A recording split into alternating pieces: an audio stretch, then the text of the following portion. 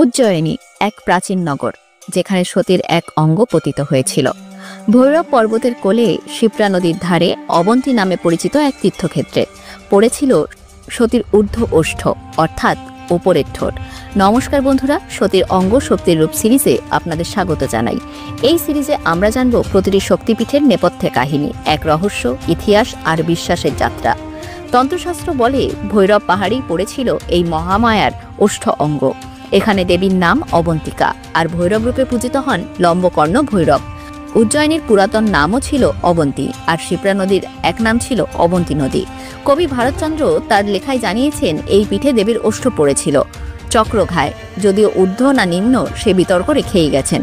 পুরাণ বলে এই ভৈরব পর্বত হল সেই 7টি তীর্থের একটি যেখানে মোক্ষ লাভের কথা বলা হয়েছে।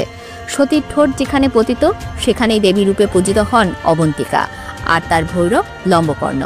তীব্র তপস্যায় পাহাড় আজও জাগ্রত সেখানে। এটাই ছিল সতীর অঙ্গ শক্তির রূপ সিরিজের তৃতীয় পীঠ।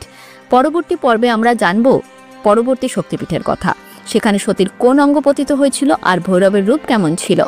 চ্যানেলটি সাবস্ক্রাইব করুন, ভিডিওটি শেয়ার করুন, আর কমেন্টে লিখে জানান যে আপনি কি কখনো উজ্জয়িনীতে গেছেন বা যাওয়ার ইচ্ছা আছে। ধন্যবাদ।